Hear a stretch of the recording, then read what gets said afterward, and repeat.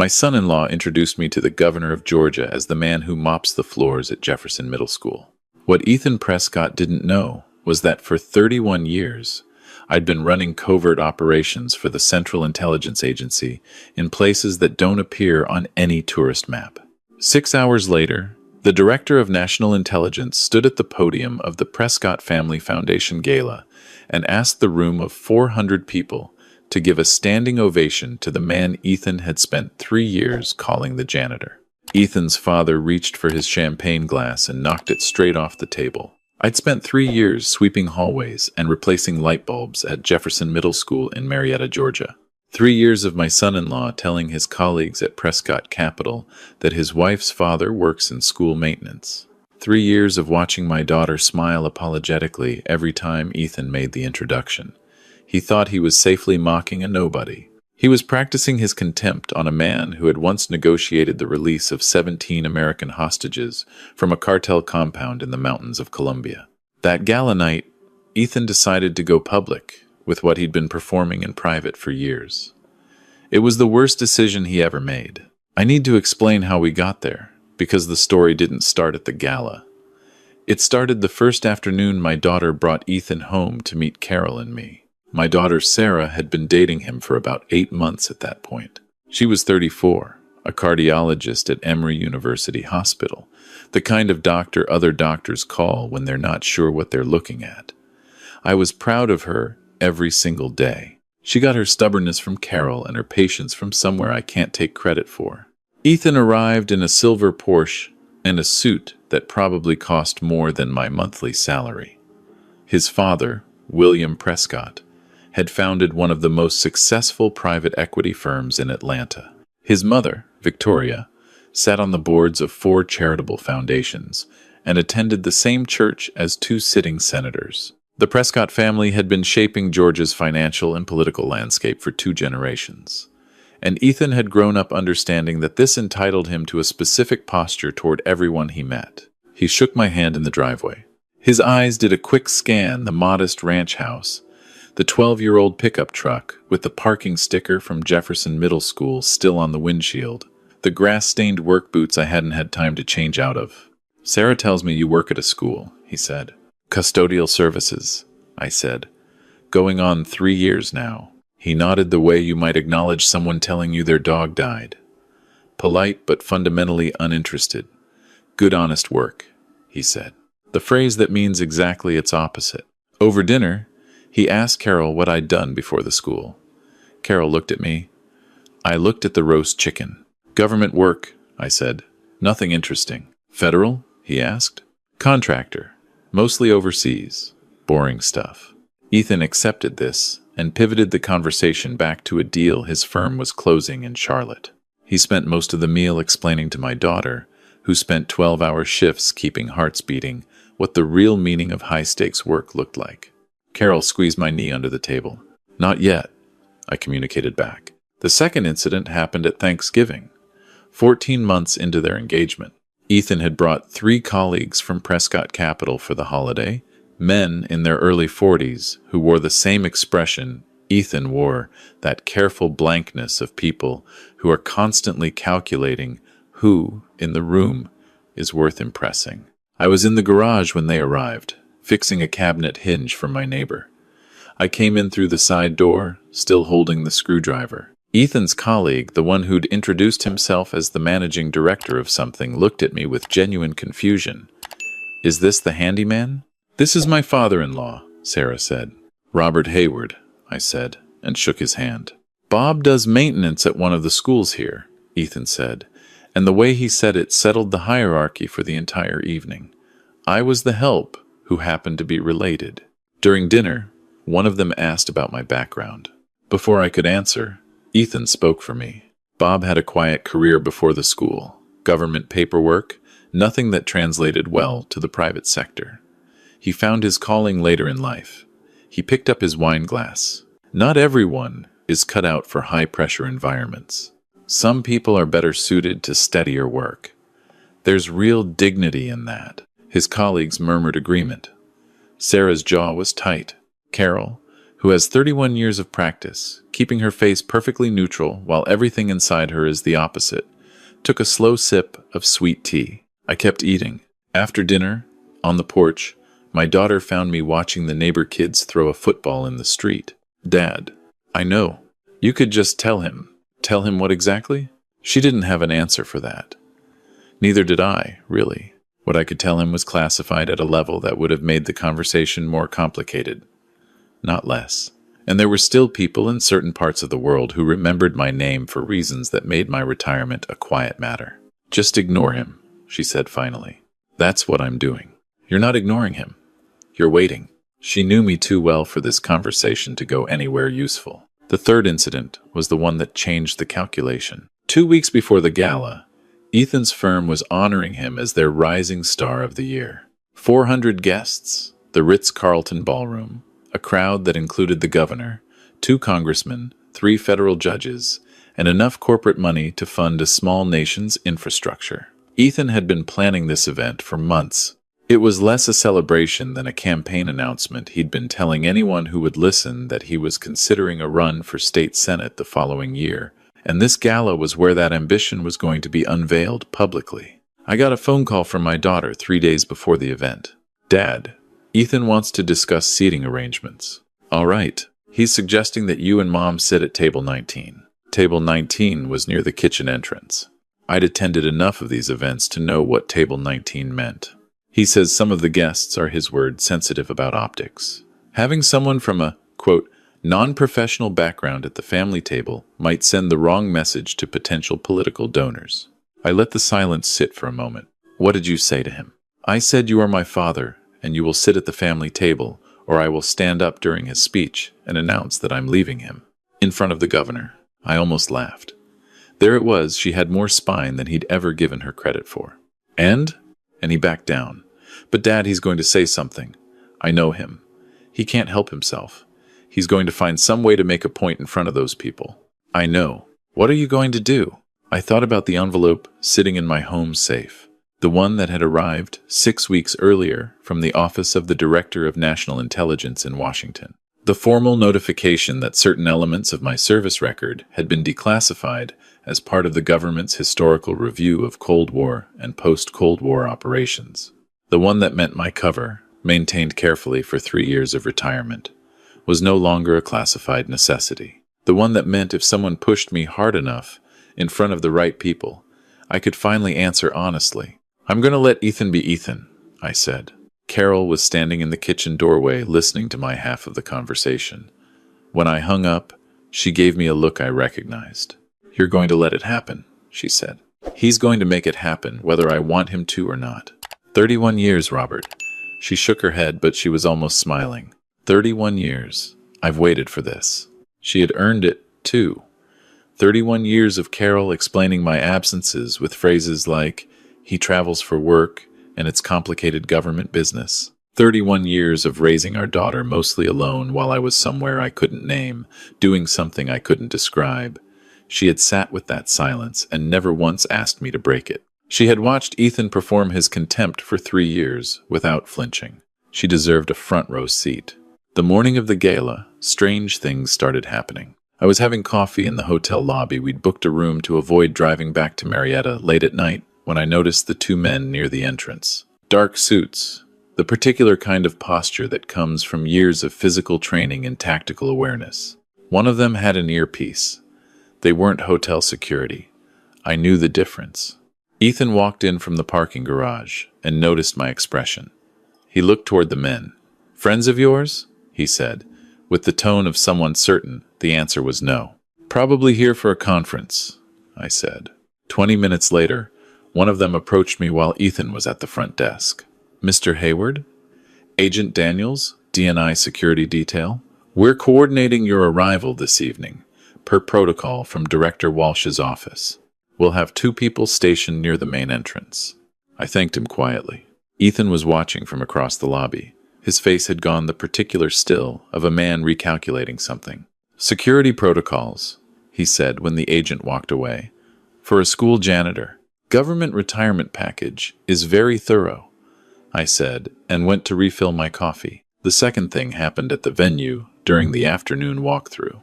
Ethan was reviewing the room layout with his event planner when a hotel manager approached me specifically, asking me to verify my full name and date of birth against a list on her clipboard. Official clearance list for a private firm's awards dinner. That wasn't standard procedure for anyone at table 12 or table 19. Ethan watched the exchange from across the room. "What was that about?" he asked Sarah. "I have no idea," she said. And she was telling the truth, because I hadn't told her about the declassification letter yet. The third thing was the envelope. A courier arrived at our hotel room at 4 in the afternoon, 2 hours before the gala. Ethan happened to be in the hallway when I signed for it. The envelope was cream-colored, heavy stock. In the upper left corner, the printed seal of the Office of the Director of National Intelligence. Ethan stared at it. "What is that?" "Correspondence. From the Office of the Director of National Intelligence." "That's what it says." He looked at me for a long moment. The calculation behind his eyes was almost visible, the encrypted-looking phone he'd seen me with, the federal agents in the lobby, the security detail protocols, and now this. The pieces were not fitting into the picture of a 64-year-old school custodian from Marietta. "Open it," he said. "It's addressed to me, Robert." He had never used my first name before. It had always been Bob, the diminutive, the informal, the small. If there is something going on that could affect tonight my career, my announcement, my family's reputation, I have a right to know. "Nothing going on will affect your career tonight," I said. "At least not in the way you're imagining." I took the envelope inside and set it on the nightstand. Carol picked it up, looked at the return address, and set it back down carefully. She sat on the edge of the bed. "Tonight," she said. "Tonight," I agreed. The gala was everything Ethan had designed it to be. The Ritz-Carlton ballroom had been transformed into something out of a magazine, deep navy, linens, gold centerpieces, a string quartet near the bar. Atlanta's most influential figures filled the room in black tie. I spotted Governor Harrison near the entrance, deep in conversation with a man I recognized from congressional hearings. Federal Judge Patricia Wainwright was at the bar with 2 people I didn't know.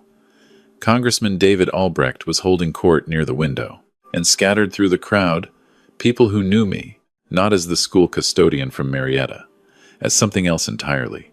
Tom Reeves, former Deputy Director of Operations at Langley, now managing a private security consultancy. He caught my eye from across the room and gave a single nod.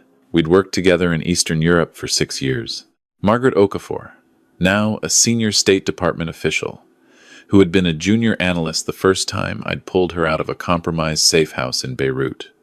She walked toward me with her arms already open. "Robert Hayward." She hugged me. "I heard you were living quietly in Georgia." "That was the plan," I said. "Things change." She looked over my shoulder. "Is that your son-in-law?" Ethan was watching us from 6 feet away, with an expression that had stopped being confident sometime around the moment the DNI envelope arrived. He came over. "I don't think we've met." "Margaret Okafor, State Department." She shook his hand. "Robert and I go back a long way." "He's in school maintenance," Ethan said. The correction was reflexive, a tick he couldn't stop. Margaret looked at him with the careful expression of a diplomat deciding how much patience to extend. "Is that right?" she said. Not a question. She excused herself and moved on. Ethan grabbed my arm. "Who is she? How do you know a State Department official?" "Long story. Robert, what is happening tonight? I have the governor here. I have political donors. I have people who are going to decide the next phase of my career. And everywhere I turn, someone you apparently know is in this room. Enjoy your evening, Ethan." He let go of my arm. Something in his expression shifted from confusion to something harder. Ethan Prescott had built his identity on knowing exactly who was important and who wasn't, on reading a room and positioning himself accordingly. The fact that he couldn't read this one, couldn't place me in it with any certainty, was the kind of disorientation that turns careful men reckless. I should have anticipated what came next. I did anticipate it. I just underestimated the scale. Dinner was served. The speeches began. Ethan's father spoke first, the patriarch blessing the dynasty. Silver-haired and elegant, a man who measured everything in basis points and bloodlines. Then 2 colleagues from the firm. Then the governor offered brief remarks about Georgia's future and the young leaders shaping it. Then Ethan stood up. He was good at this. I'll give him that. He had presence, timing, the natural authority of someone who had been told his entire life that rooms were built to contain people like him. For the first 10 minutes, the speech was everything it was supposed to be: gratitude, ambition, vision, the measured revelation of his Senate Exploratory Committee. Then he looked at the family table. I saw it happen. The moment the calculation broke down and something meaner took over. He had been building towards something, and the confusion and displacement of the evening had sharpened it into something he couldn't keep back. I also want to say something about the people who shaped who I am, he said, and his voice had the quality of a man who believes he's being gracious when he's actually drawing a weapon. Family isn't just the people who share your ambitions. It's also the people who remind you where you came from. The people who live simpler lives and are content with that. Sarah's hand found mine under the table. My father-in-law, Robert Hayward, is here tonight. He gestured toward me. Robert has been a school custodian for 3 years. Before that, some kind of government work he's never been particularly clear about. Light laughter from a few tables. I think there's something important about having people like that in your life. People who are comfortable in a supporting role. People who understand that not everyone is meant for the spotlight. The room had gone slightly uncomfortable. This wasn't a toast. This was something else. So I'd like to raise a glass to the people who keep the floors clean while the rest of us do the work that actually changes things. He lifted his champagne. To the supporting cast. 400 people looked at me. Sarah was rigid beside me. Carol had set down her fork with a deliberateness that I recognized as the end of her patience. Tom Reeves, from across the room, raised his eyebrow a fraction of an inch. I stood up. The room went quiet in a different way. Ethan looked surprised. He had expected me to absorb this the way I had absorbed everything else, with the quiet dignity of a man who knew his place. "May I?" I asked, picking up my water glass. He couldn't refuse without making it worse. "Of course. I want to thank my son-in-law for that introduction," I said. My voice was calm.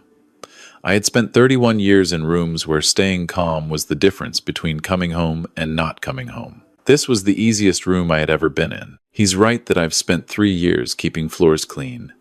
And I want to tell you all something I've never said publicly. I reached into my jacket and set the D&I envelope on the table. I received this letter 6 weeks ago. It's a formal notification from the Office of the Director of National Intelligence that certain elements of my service record have been declassified. Until this letter arrived, I was not legally permitted to discuss what I did before Marietta. Ethan's champagne glass stopped halfway to his mouth. I spent 31 years as a clandestine operations officer for the Central Intelligence Agency. I served in the Special Activities Division, which is the paramilitary branch of the CIA's Directorate of Operations. My primary area of operation was counterterrorism and hostage recovery in Central America, Eastern Europe, and the Middle East. The string quartet had stopped playing. 400 people were absolutely silent. During my career, I was involved in the recovery of 32 American citizens held hostage overseas. I served as station chief in 3 countries that I am now permitted to name: Colombia, Romania, and Lebanon. I was involved in the interdiction of 7 terrorist cells, planning attacks on American soil or American interests abroad. Ethan set his glass down. It made a small sound in the silence. I retired early for reasons that I'll allow the DNI's office to explain, since they're the ones who officially requested my cooperation with this evening. I looked toward the entrance to the ballroom. The doors opened. A woman in her early 60s walked in. Eleanor Walsh. I had worked under her predecessor, and under his predecessor. She had been confirmed as Director of National Intelligence 14 months ago and had sent me a personal note of congratulations when my declassification was finalized. She walked to the podium with the unhurried certainty of someone accustomed to being the most consequential person in any room. "Good evening," she said. "I'm Eleanor Walsh. I'm the Director of National Intelligence. I apologize for the interruption to your program." Governor Harrison stood up slightly from his chair. It was reflex. When the DNI walks into a room, you stand. I'm here because we had a scheduling conflict. I was already in Atlanta for a security briefing at Dobbins, and because Robert Hayward is someone the intelligence community owes a considerable debt. When his team informed me he'd be at this event tonight, I asked to come by. She looked at the family table. Robert, do you mind if I use your letter? I handed the envelope to a waiter who carried it to the podium. Director Walsh unfolded the document and set her reading glasses on. Robert James Hayward, Clandestine Operations Officer, Central Intelligence Agency, Special Activities Division, 31 years of service, Station Chief, Bogota, 1998 to 2003. Station Chief, Bucharest, 2004 to 2008. Senior Operations Officer, Beirut Station, 2009 to 2016. Retired 2021 under Mandatory Declassification Review Protocol. She looked up. The protocol that triggered that review was a routine one, but what it revealed was not routine. Robert is the architect of Operation Steadfast Ground, which dismantled a narco-trafficking network that had been funding 3 separate terrorist organizations with ties to attacks on American embassies. He personally led the extraction of 9 American hostages from a cartel compound in 2001, under conditions I am still not authorized to fully describe. She looked at the room over her glasses. He received the Distinguished Intelligence Medal in 2006, the Intelligence Commendation Medal in 2011, the Career Intelligence Medal upon retirement, and he received the National Security Medal, which is presented by the President of the United States and is the highest honor available to a member of the intelligence community in a private ceremony in 2019 for an operation the details of which remain classified. She folded the letter. Robert chose to retire quietly and take up what he described to his debrief officer as the most honest work available to a man who has spent 30 years lying for his country. He sweeps floors, he replaces light bulbs. He makes sure the kids at Jefferson Middle School in Marietta have clean hallways to walk through. Director Walsh looked directly at Ethan. I understand someone in this room has had some questions about who Robert Hayward really is. I hope this answers them. She stepped away from the podium and started a quiet applause that built slowly into something that filled the entire ballroom. Ethan had not moved. His father's face was the gray of a man watching his investment portfolio lose value in real time. His mother had pressed both hands flat on the table as if she was trying to keep the table from floating away. Sarah was crying, not sad crying, the other kind. Carol was not crying. Carol was watching Ethan Prescott with the expression of a woman who has been patient for a very long time and has just been repaid in full. I looked at my son-in-law. He opened his mouth, closed it, tried again. You let me. He stopped. For 3 years. You let me. I couldn't have this conversation 3 years ago, I said. I couldn't have it a year ago. I could have it tonight because the government decided 6 weeks ago that my service no longer required concealment. You happened to pick tonight to make your point publicly. That timing is yours, not mine. I called you the supporting cast. His voice was barely audible. You did. In front of the governor. In front of several people who already knew who I was, I said. Tom Reeves over there ran Eastern European operations when I ran Latin American. Margaret Okafor, the State Department official you explained me to, was one of my assets for 2 years in Beirut. And Judge Wainwright prosecuted 3 indictments built entirely on intelligence, I gathered. Ethan looked around the room at the faces watching him. He was reading them now the way he had always read rooms, calculating status and influence. And what he was seeing was that every person in the room he had spent 3 years trying to impress had been looking at his father-in-law to the school janitor with a degree of respect that made his Rising Star Award look like a child's participation ribbon. Director Walsh was standing near the bar, accepting a glass of water from the bartender. Tom Reeves had made his way over to the family table and placed his hand briefly on my shoulder. Governor Harrison was looking at me with the particular expression of a politician recalibrating what this evening was going to mean to his relationship with federal agencies. I need some air, Ethan said. He walked out of the ballroom. Sarah watched him go. She did not follow. The night continued. People came to the table, some to speak to me, some to speak to Director Walsh, some just to stand nearby, in the way people do when they sense they're in the presence of something they'll talk about for the rest of their lives. The governor shook my hand for about 30 seconds longer than a handshake requires. Judge Wainwright sat beside me for 20 minutes and told me that 3 verdicts she considered the most important of her career had my fingerprints on the underlying evidence. Tom Reeves stayed until 11 o'clock. And we talked about people we used to know and places we used to be, and Carol sat beside me and listened to all of it with the expression of a woman hearing the full version of a story she'd been reading in fragments for 3 decades. Sarah came to find me near the end of the evening. She had been on the phone. I could tell by her face that the phone call had gone in a direction she'd expected but hadn't wanted to arrive at yet. "He's in the car," she said. "He wants to go home. You should go." "I don't want to go with him." "I know." She looked at me for a long moment. 20 years of doctor's training had given her a face that was very hard to read. But I'd been reading her face since she was 3 days old. 3 years, she said. He knew something was different. Those phone calls you got sometimes, the way you moved, the way you looked at rooms when we walked into them. He knew something wasn't adding up, and he decided to be contemptuous about it instead of curious. Yes, that's who he is. That's who he chose to be. She nodded slowly.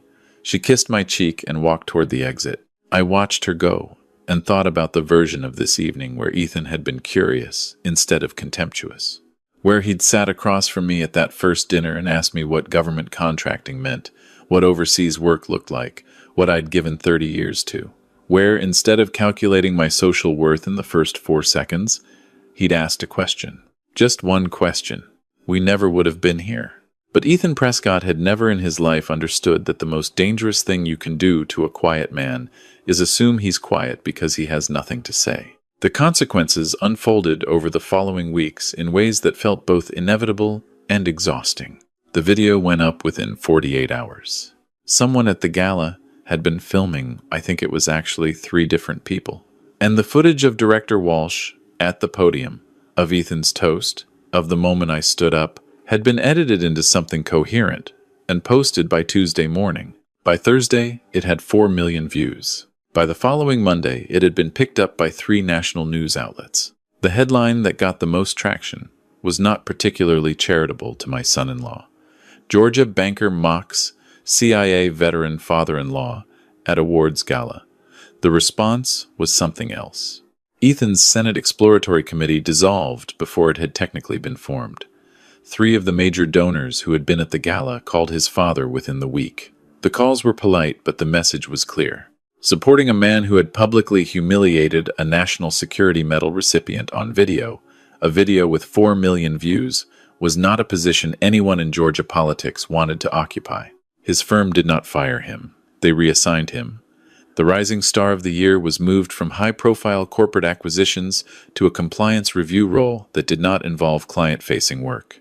It was a demotion, dressed in procedural language. His father called me on a Wednesday afternoon. "Robert," William Prescott said, "I owe you an apology." "You don't. You weren't there for the previous 3 years. I knew he made those comments. I should have spoken to him." "You should have," I agreed. There was a pause. What he said at the gala was indefensible. It was a natural extension of 3 years of smaller, indefensible things. The gala was just the version he did in public. Another pause. "He's my son." "He is. And he's my daughter's husband, at least for now." That last part sat in the silence between us. "She's leaving him," William said. It wasn't a question. "That's her decision to make." "I know."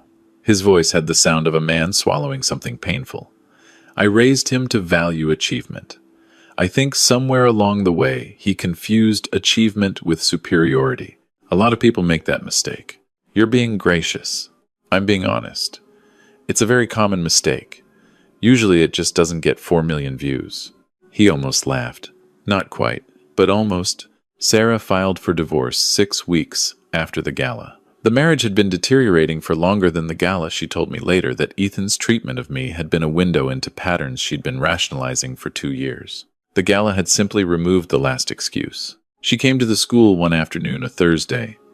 I was replacing a bank of hallway lights on the 2nd floor and sat on the floor beneath the ladder while I worked. "Does it make you sad?" she asked. That you're getting divorced? A little. I wanted your marriage to work. I mean the whole thing. 3 years of pretending. 3 years of him. All of it. I came down the ladder and sat beside her on the floor. A couple of 8th graders walked past us and didn't look twice at the old man in the maintenance uniform sitting on the hallway floor. Sweetheart, I was undercover for 31 years.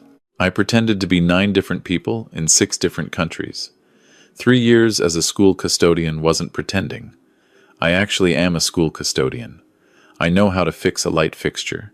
I know every kid in this building by name.